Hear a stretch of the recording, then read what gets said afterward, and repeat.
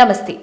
RSS ശതാബ്ദി പ്രവർത്തനങ്ങൾക്ക് ഈ വർഷത്തെ വിജയദശമിയോടെ തുടക്കമാകുന്നു. ഈ വർഷത്തെ വിജയദശമി മുതൽ 2026 വിജയദശമി വരെ ഒരു വർഷത്തെ ശതാബ്ദി പരിപാടികളാണ് രാജ്യമൊട്ടാകെ നടക്കുന്നത് എന്ന് RSS കാര്യകർത്താക്കൾ കൊച്ചിയിൽ വാർത്താ സമ്മേളനത്തിൽ അറിയിച്ചു. അപ്പോൾ 2025 ഡിസംബർ വിജയദശമി മുതൽ 2026 വിജയദശമി വരെ ഒരു വർഷം നീണ്ടു നിൽക്കുന്ന പരിപാടികളാണ് ആസൂത്രണം ചെയ്തിട്ടുള്ളത്. വിജയദശമിയുമായി ബന്ധപ്പെട്ട ഖണ്ഡ് നഗർ തലത്തിൽ പൂർണ്ണ ഗണവേഷധാരികളായ സ്വയം സേവകരും പൊതുസമൂഹവും അണിനിരക്കുന്ന പൊതുപരിപാടികൾ നടക്കുന്നതായിരിക്കും. ഈ വർഷത്തെ വിജയദശമി മുതൽ 2026 വിജയദശമി വരെ എല്ലാ ഗ്രാമങ്ങളിലും എല്ലാ സ്ഥലങ്ങളിലും എല്ലാ വീടുകളിലും എത്തും വിധത്തിൽ വിപുലമായ ജനസമ്പർക്ക പരിപാടിയും സംഘടിപ്പിക്കും എന്നും കാര്യകർത്താക്കൾ അറിയിച്ചു. 2025 വിജയദശമിയിൽ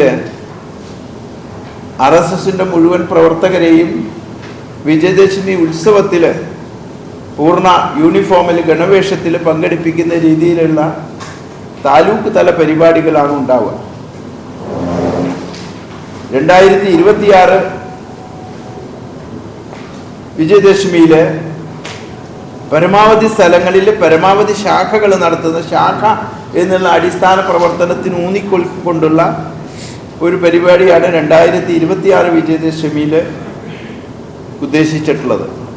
ഒരു തരത്തിലുമുള്ള വിവേചനങ്ങൾ ഇല്ലാത്ത ഒരുമയും സൗഹൃദവും നിറഞ്ഞ സാമൂഹിക ജീവിതം എന്ന സമരസതയുടെ സന്ദേശം ഈ സമ്മേളനങ്ങളിൽ ആവോളം ഉയരും.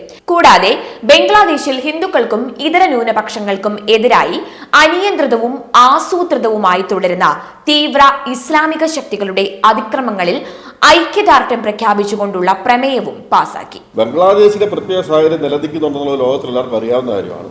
അതുകൊണ്ട് അവിടെ നടക്കുന്ന കാര്യങ്ങൾ അയൽ രാജ്യം എന്നുള്ള നിലയ്ക്കും അവിടുത്തെ കാര്യങ്ങളെക്കുറിച്ച് പറഞ്ഞിരുന്ന പ്രമേയമാണ്.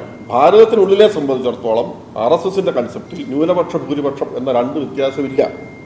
എല്ലാവരും ഭാരതീയരാണ്. എല്ലാവരും ജന്മം കൊണ്ടും സംസ്കാരം കൊണ്ടും അവരുടെ പൂർവികത കൊണ്ടും നിലവിലെ ഇന്നത്തെ ജന്മത്തിൽ ചിലപ്പോൾ തലമുറകൾക്ക് വ്യത്യാസം കാണാം. പക്ഷെ അവർ ഭാരതീയ സംസ്കാരം ഉൾക്കൊള്ളുന്നവരാണ്. എല്ലാവരും ഒരു സമാജത്തിൻ്റെ ഭാഗമാണ്. ഇവിടെ ഒരു ന്യൂനപക്ഷ ഭൂരിപക്ഷ വേർതിരിവ് ഇല്ല എന്നുള്ളതാണ് RSSന്റെ അടിസ്ഥാന കാഴ്ചപ്പാട്.